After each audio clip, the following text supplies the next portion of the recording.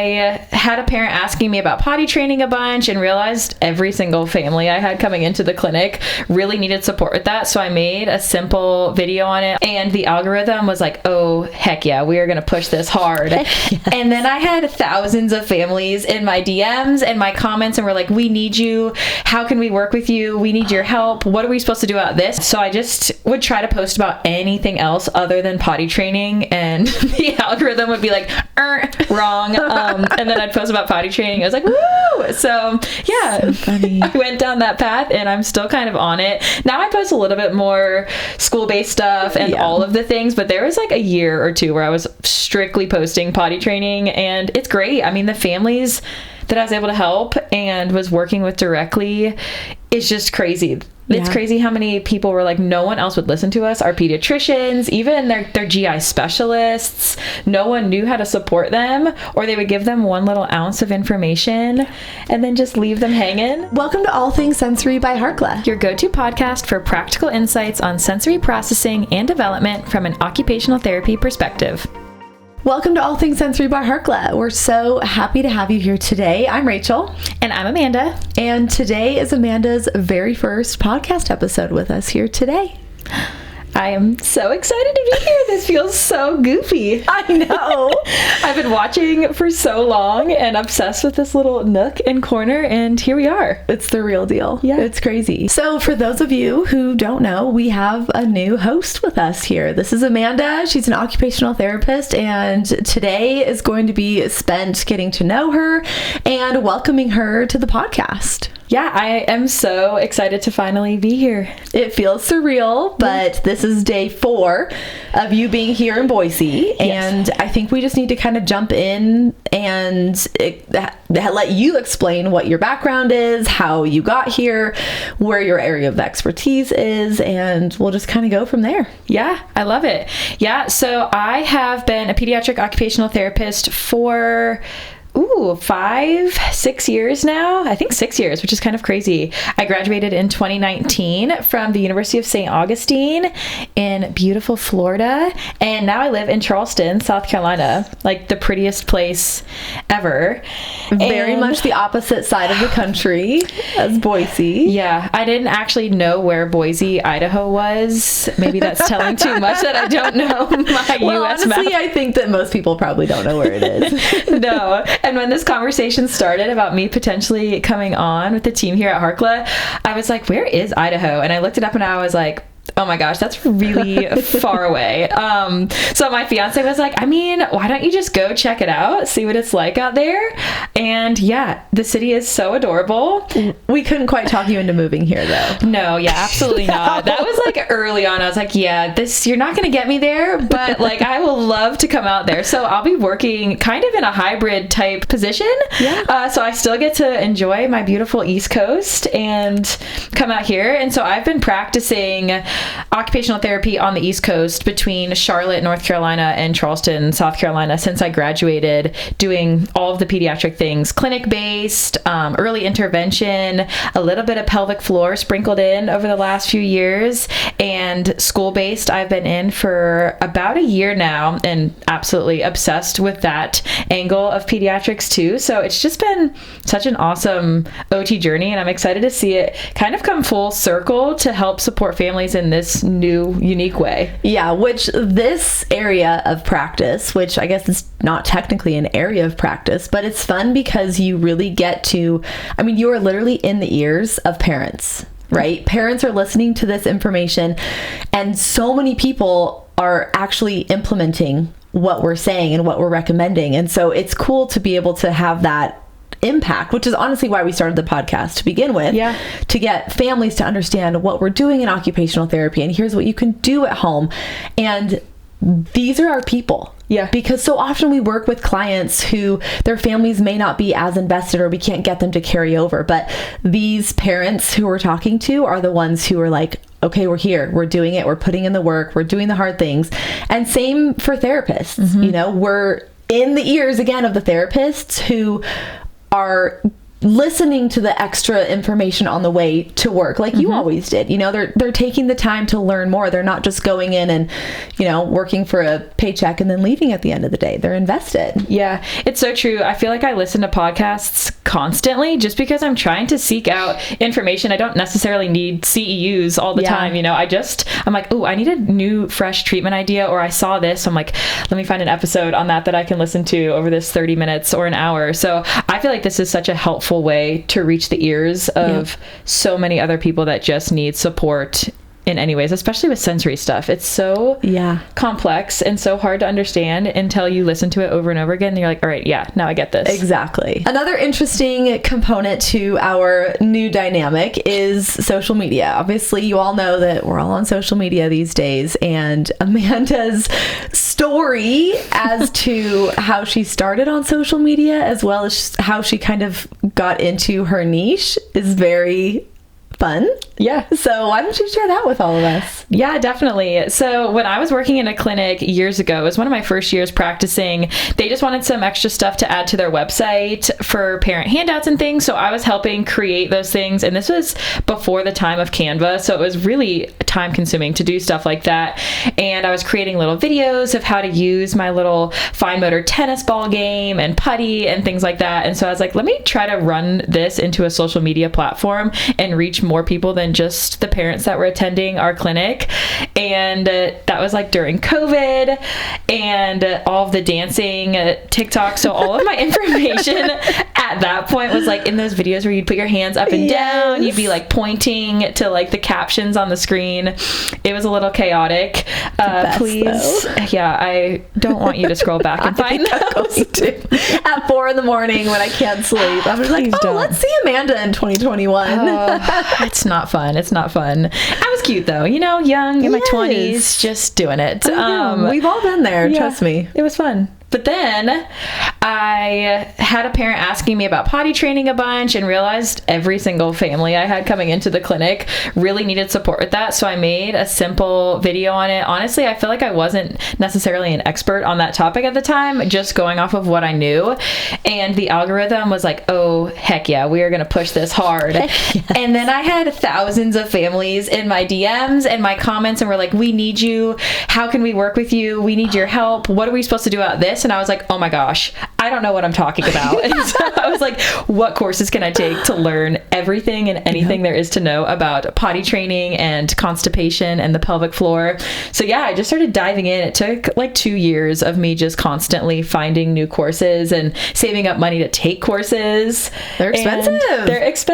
Especially like the good scientific based ones. Herman and Wallace is like incredible. So I started diving into all of that, and so I just would try to post about anything else other than potty training, and the algorithm would be like, wrong. And then I'd post about potty training. I was like, woo! So yeah, so funny. I went down that path, and I'm still kind of on it. Now I post a little bit more school-based stuff and all of the things, but there was like a year or two where I was strictly posting potty training, and it's great. I mean, the families that I was able to help and was working with directly is just crazy. It's crazy how many people were like, no one else would listen to us. Our pediatricians, even their GI specialists, no one knew how to support them, or they would give them one little ounce of information and then just leave them hanging. Yeah, well, the thing is, OTs have such a unique perspective because we address the whole body. It's not just, oh, your gut, you're constipated, here's some drugs. You know, it's more of like, oh, your positioning, your deep breathing, your proprioceptive processing, like all of the things that go into it. And OTs are one of the only professions that really specialize in all of that. So I think it's fitting, and I'm glad that it found you. I'm glad that it found me too. Then we found you, and we've just kind of connected over the years, I feel like, and followed, and it's cool that it's here and it's real. It's so real. And like, I feel like the sensory stuff is so interconnected to everything that any OT does, but especially what I've been doing in my practice. So it's just going to be so fun to watch this bloom. Yep, it is. So now we're going to move into kind of our get to know you section with Amanda. So normally we ask our guests 5 secret questions, but because you're officially a host now, I've got 5 secret questions here that you've never seen before, and we're just going to rapid fire and see what comes to mind. All right, I'm a little nervous. Let's see what happens. Okay. First question. What is your current hyperfixation or favorite thing that you're loving right now? Ooh, hyperfixation. Alani. Energy drinks. They don't get me as jittery as they do other people. I know. And same. if I see one, the cotton candy one, have you ever had that one? Yeah, I don't like that. That's the only one I don't like. If it's it's very rare to find it, and if it is in a refrigerator, I am purchasing multiple of them. It's in the Costco pack right now. I do have a Costco membership, but I never use it. Yeah, Okay. well, go to Costco, get a 27 pack of Alani. 27 pack? I don't know. I was going to say, I don't know if I need that. All right, cool. That one was good. Oh, gosh. Okay. If you had a completely free day with 0 responsibilities, how would you actually spend it? And tell us the truth. Okay. This is how I'm going to explain how I do my birthday. Because my birthdays are like free days. I take the day off of work every year. Good. Sorry to any employers that have thought I was sick one day on my birthday and I've taken it off. I take off my birthday, and I am a workout class fanatic. Okay. I like actually enjoy it. I would take 3 workout classes in a day if I could, just doing it. It's so fun. My current gym is called Core 4 in this small little gym at my town, and it's great. So I would probably do that. I would go get some coffee. I would maybe go to the beach. I guess it depends where I'm at. You're in Charleston. Yeah, in For your Charleston. birthday. Yeah, just on a random Thursday. Yeah, I'd go to the beach. I'd walk around. Shop in person. I just want to like go and try things on. Okay. Yeah. You are a brave soul. Yeah, and then just be at the house on the couch with some wine, red wine. Okay, red wine. Yeah. Red blend. What are you thinking? Cabernet. Okay. Malbec. Okay. Yeah. Good deal. That sounds just awesome. That sounds lovely. Yeah. Okay, I'll I come. love that. Okay, come on. Okay, Come great. visit. Okay. Alrighty. How about, would you only rather communicate by singing or by communicating with charades using your body motions? Singing or charades? Singing, I guess. Have you seen that thing right now where it's like, why do I always sing when there's like that awkward tension between you and someone, and you're like, why did you not unload the dishwasher? And it's like a non-aggressive way to communicate something that's bothering you. Yeah, I think I could do that. Okay, I love that. Okay. Would you rather have unlimited coffee for life, or Alani's? Coffee or Alani's? Okay. Your choice. Or unlimited, uninterrupted sleep? Ooh, but like, am I not sleeping if I pick the Alani's, or it's just interrupted sleep? Yeah, imagine if you had kids and you don't get to sleep anymore.